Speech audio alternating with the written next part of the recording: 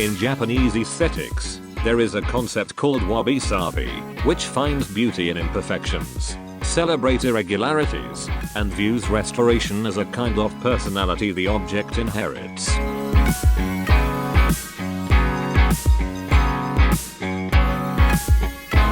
Repair is a ritual, particularly for someone who likes making things and has a middle-class guilt for everything disposable. Repair is an enjoyable and rewarding component of a creative life. Today I am going to repair this bowl, employing a Japanese art called kintsugi, a technique for joining broken pottery with lacquer and powdered gold. Apparently kin means gold, and tsuji means joinery. However, gold isn't really on brand for Fickle rituals, so I bought fluorescent orange powdered pigment, and I will try Kiko orange tsuji. So, obviously the traditional method does not involve epoxy, but hey, this is the YouTube edition.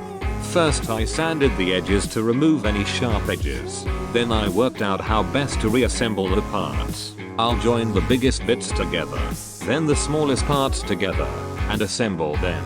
So I mixed the paint pigments into the glue and slowly begun assembling piece by piece. This was a slow process but interesting watching the object reanimate, and I'm enjoying the color contrast.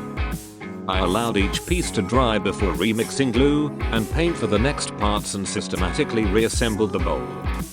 When it was dry, I scraped off the excess from the outside using a knife, file and sandpaper. I'm not sure how much of this to dig out. Some of the orange rips are nice, but the crisp thin lines are nicer. Next, I then mixed more of the paint pigment with lacquer and touched up some of the parts that needed some decorative filling or sealing. Kintsugi is supposed to be a relaxing, rewarding process to connect with the object and build its personality and make it more interesting than it was before. These kind of standards are hard to maintain when you need to repair a cracked iPhone screen, but there is honor in the process of repair and restoration when done correctly. Is it food safe? Probably not.